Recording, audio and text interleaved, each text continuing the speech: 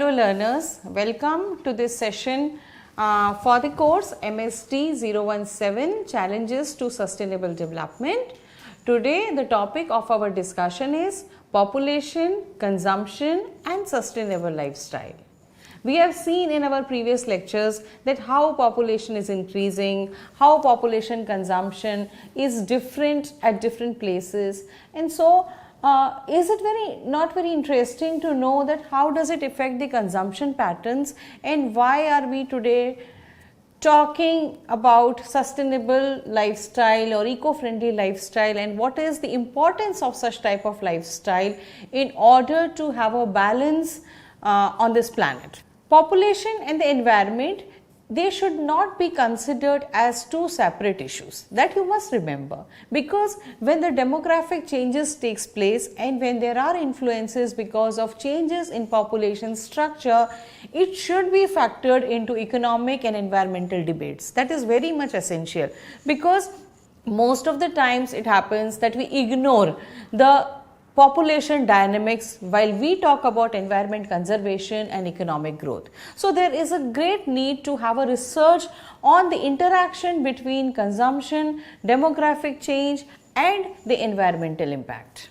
Because as the world population continues to grow and it will be around 10 billion in the years to come, it is very much evident that consumption of water, food, energy, it is expanding at a very fast rate, and it is not possible to meet the requirements of the population without depleting the resources of the planet. Although the world population is declining since mid 1960s, but it has already been predicted by the experts that around 2.3 billion people will be added more by 2050. And most of this growth will be happening in the cities which are already very crowded. So we have to see that how the consumption patterns will change and how the people will get the quality of life in these urban agglomerates.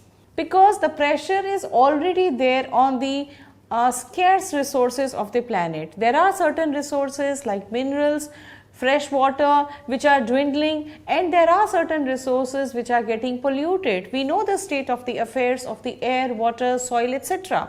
So if we fail to address the issues of population and consumption together, we will have a grim future which will have the failures on the front of economy, society and environment as well.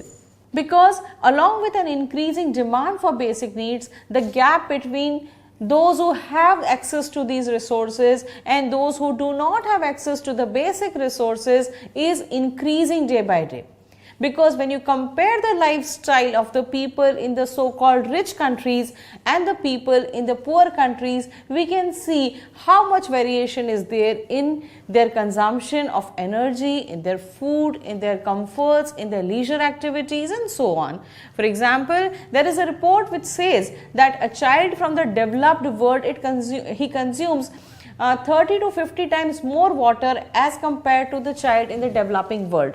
So there is a difference which is very much clear, and it shows that how much the ecological footprint of the developed world varies in the developing countries. We have to address all these issues which are arising because population increase is at one end, but the consumption patterns of the people which are changing with the economic growth is also a point of concern that we need to look into. A similar gap also exists for food and energy, because average consumption of calories, if we see, it has increased, and on the other hand, there are millions of people who do not have access to food. Similarly, per capita emission of carbon dioxide, they are much higher in the developed countries, that is the high income countries, as compared to the low income countries. So we have to look into all these aspects while we discuss the population and the consumption issues. And another important factor is that there is a change in the consumption and production patterns. Because of economic development and population growth taking place, the consumption of energy and natural resources is growing steadily. Consumption patterns are also influenced by social values, the technological developments and urbanization also. So these are the you can say these are the patterns which promote consumption, and it happens because new needs, new aspirations are created. So moving on to poverty, to adequate food, clothing, shelter. Now many parts of the world, the population in those areas are getting closer to well-to-do lifestyles, or we can say that we are having lot of affluent communities growing in numbers because of change in the consumption and the production patterns which is taking place. And we know that the developed countries have only 24% of the world's population, but when we look into the consumption of various commodities, it extends from 50 to 90%. So there is even the basic products you can see, like the cereals, milk, meat, they are consumed much more by the developed countries as compared to the developing ones. So we must know that not only the number of people at any given place, but how they spend, it also determines the state of the environment and resources at any given place. When we talk about population, an increase in population, we are alarmed not just by the increase in the number of individuals, but also because of the, you can say, how the people are spending their money, how affluent they are getting, and how much is their ecological footprint. So all these actions have a devastating impact on the environment, on the resources of the environment, which already are dwindling. So this is something which drives the path towards the sustainable lifestyle, because the need has come where we have seen that how catastrophic it is to lead a lifestyle which consumes lot of resources, lot of energy. Eventually we find that these resources are dwindling, and therefore we must adopt the lifestyle which is sustainable and which consumes less of resources and energy as well. So we are talking about consumption, population, and one thing is very clear, that we strive, human communities strive for affluence. Meaning of economic growth, meaning of improvement in the life standards, it is already measured by GDP. We always assume that increase in GDP means increase in the economic growth, and ultimately it means that improvement in the standard of living of the people. So what is affluence? It is actually abundance of wealth, abundance of resources, and it is economic affluence when there is a wealth creation opportunities present before the population. When we compare affluence with consumption, we find that there is a difference between affluence and consumption, because affluence relates to average consumption of each person in the population. When we compare average consumption in a developing world, in a developed world, we find that how the affluence varies from one communities to another. So when GDP per capita measures the production, it is always assumed that consumption increases when production increases. So when there is increase in GDP, the production increases, and with the production, the consumption of the population also increases. So overconsumption is something which is bothersome. When the resources input outspaces the sustainable capacity of the ecosystem, it is known as overconsumption. It is a situation when resources are consumed at a much higher rate as compared to the rate of their replenishment or the sustainable capacity of the ecosystems. Because first time UN conference on human environment in Stockholm, which took place in 1972, it identified affluence, that is the level of consumption taking place across the population. It was considered as the primary source of environmental degradation, and this was the beginning where it was being made to realize, and it was made a distinction first time that how affluence, because the development takes place rapidly in the developed countries, people started spending more in the developed world, and therefore it brought the attention of the environmentalists that the primary source of environmental degradation, the pollutions taking place of the water bodies, of air, is basically because of affluence. And we have always quoted that the earth has enough to meet everyone's needs but not the greeds. Now this simple statement clearly indicates that how disastrous it is to have greed or the affluence for the environment, because the resources have a limited capacity. They have the capacity of renewal, and beyond that capacity, if the extraction of the resources continues, it poses a problem. How pattern of consumption determines growth inequalities in the society? Because when you look at the consumption patterns of the poor, we find that it is unsustainable. We say that how the poor are living by cutting the wood or the land use they are practicing, or the water bodies they are polluting. We believe that the consumption patterns of the lower class is unsustainable, and the consumption patterns of the rich are unsustainable because of the overuse of non-renewable resources. Now here it explains that how overconsumption, or you can say use of the resources, varies from the poor and the rich. When we study the case of the rich having overconsumption, we believe that they are consuming more of the resources which are non-renewable. But when we say that the poor are having overconsumption or unsustainable means of consumption, we make it a point that it is because of the false land use they are having, or because of the environmentally destructive practices that they are indulged in. So together they are putting a stress on the carrying capacity of the earth. So besides curbing unsustainable consumption patterns, it is also necessary to decrease the population growth, because although it retards in a short run per capita consumption, it reduces greenhouse gases, and it is very difficult to maintain the state of the affairs of the environment.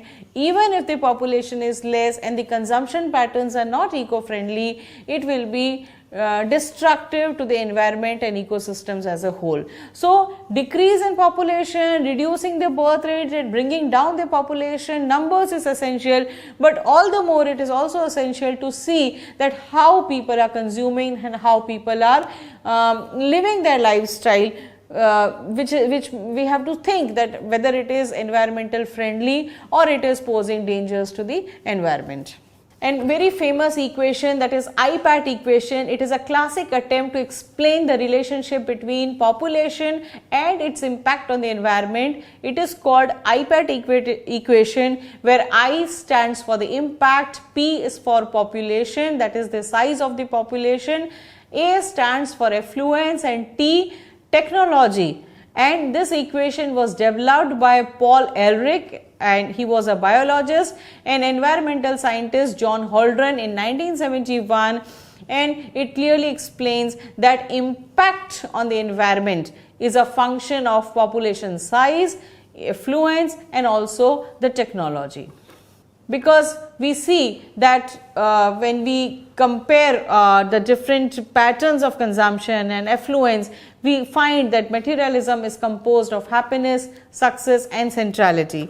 And when you talk about lifestyle, now there is a lot of debate on what is lifestyle and how lifestyles can be made eco-friendly. So lifestyle is what? It is a characteristic bundle of behavior that influences self and also the others.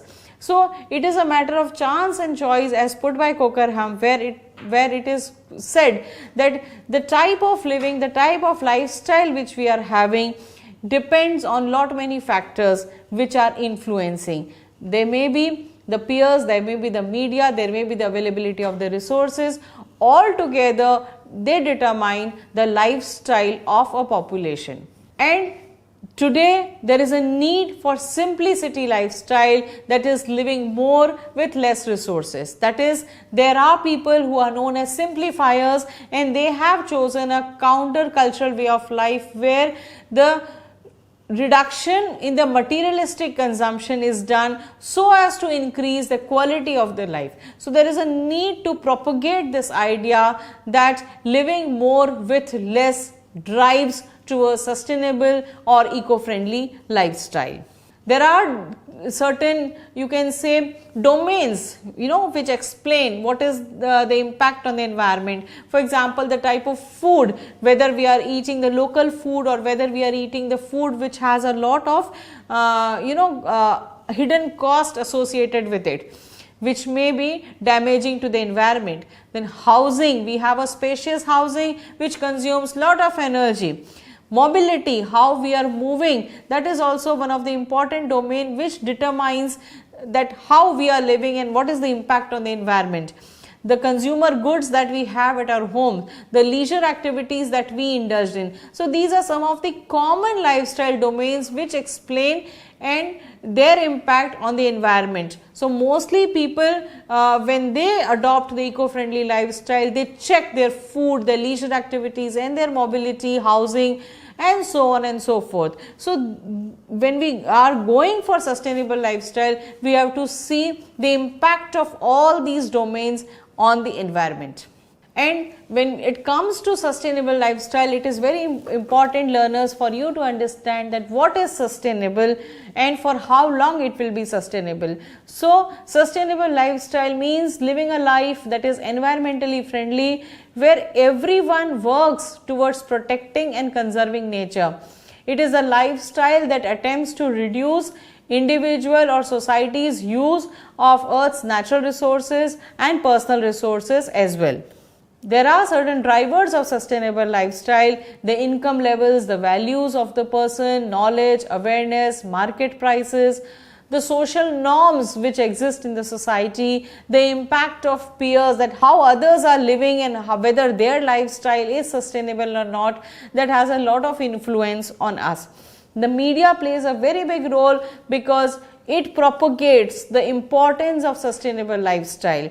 Because when we say that income levels determine the sustainable lifestyle, and it has been noticed that high income groups generally follow a lifestyle which consumes lot of resources, which consumes lot of energy and is not an eco-friendly one. On the other hand, lower income groups generally have an eco-friendly lifestyle because their activities do not pose a danger to the earth's resources. Knowledge and awareness is very important. Knowledge regarding sustainable lifestyle means to follow sustainable lifestyle. What could be done, what could be changed in the current lifestyle so as to adopt the model which is not ecologically destructive. And similarly, in this, the market prices also play a very important role. When we say that we do not have to use the plastic bags and we have to rely on the cloth bag, then that should be encouraged by the market, that should be encouraged by the society as well. So ultimately, when we have a lot of you can say a lot of support, a lot of encouragement from all these drivers, including the market and the society and the peers and the media, it will pave the way towards sustainable lifestyle.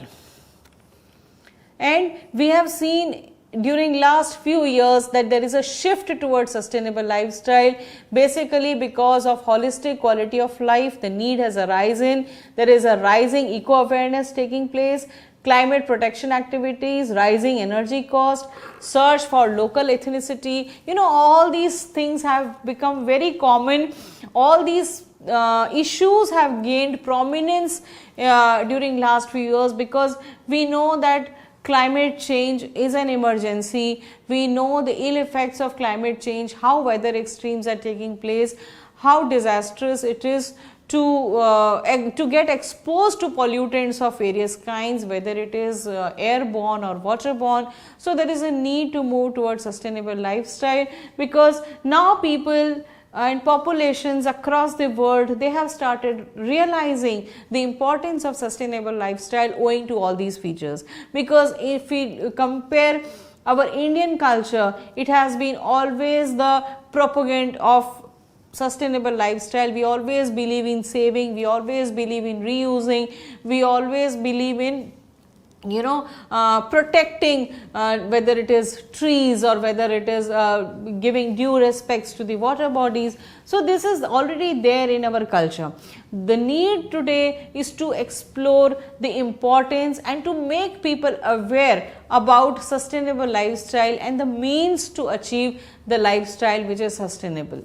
We can have certain areas where sustainable lifestyle can be promoted. Our consumption of food, household electricals, consumer products, whatever we are using, our built environment, mobility, health, society, all these are the areas where sustainable lifestyle can be driven comfortably, and we propagate sustainable lifestyle because of its efficiency, sufficiency, holistic solution, and it has also been realized that there are long term gains of following this type of lifestyle, because ultimately it improves the quality of life. It may be the dearth of the materialistic possessions, but all the more it increases the quality of life. It exposes a person to the less chemicals, less pollutants, and ultimately a healthy living.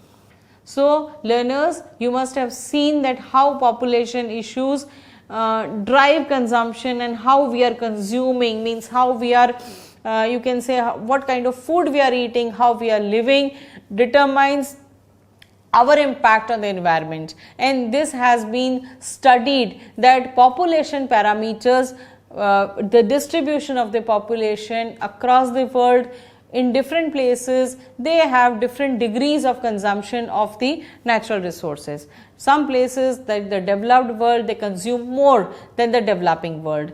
On the other hand, the developing world have certain practices which are disturbing for the environment. So we have to choose how we can balance the use of resources, how we can make our consumption patterns more eco-friendly, how we can reframe our economic values, how we can help other individuals around the world so that they can make informed and proper choices, and ultimately how we can adopt the sustainable lifestyles. Thank you.